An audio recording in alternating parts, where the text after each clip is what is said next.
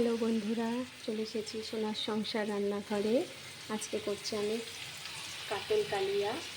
ফুলকপি, আলু, tomato great করে, কাঁচা লঙ্কা দিয়ে, জিরে ফোড়ন দিয়ে এটা হবে কাতল কালিয়া। শীতকাল, তাই ফুলকপি তো খুব ভালো খেতে লাগে।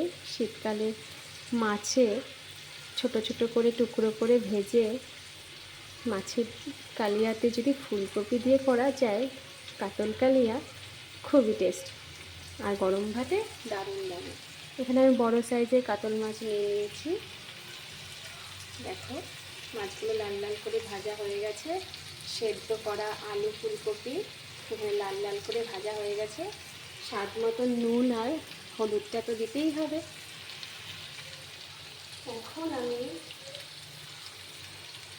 এখন আমি এখানে দিয়ে দিব অল্প পরিমাণ জিরে গুঁড়ো,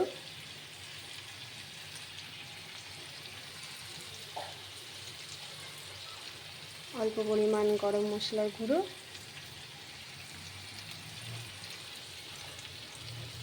আর পরিমাণ মতন জল।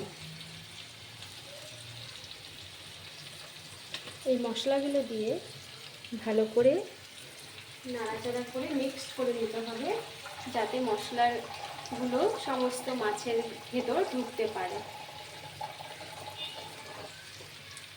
মশলাগুলো এখন ভালো করে মিক্সড করে নিতে হবে।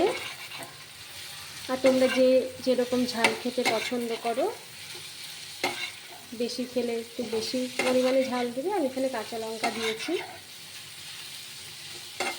মশলাগুলো এখানে ভালো করে মিক্সড হয়ে গেছে। মাছটাও লাল লাল করে নরম হয়েছে, ভাজা হয়ে গেছে। এখন আমি পরিমাণ মতন জলটা দিয়ে দেব। দেখেছ, মাছগুলো লাল ভাজা হয়ে গেছে। দিয়ে পরিমাণ মতন জলটা দিয়ে দেব।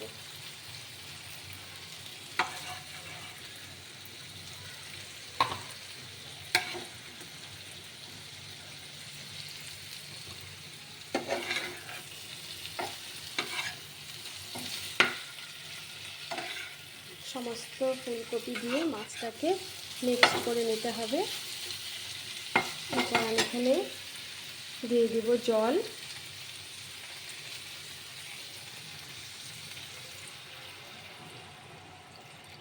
খুব বেশি জল দেওয়া যাবে না, কাতল কালিয়াতে খুব বেশি জল দেওয়া যাবে না।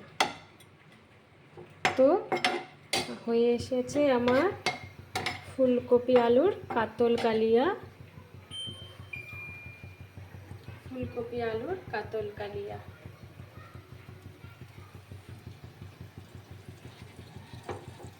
ফুলকপি আলুর কাতল কালিয়া তোমরাও করে ফেলো চটপট। কালারটাও সুন্দর হয়েছে, খেতেও ভালো হবে।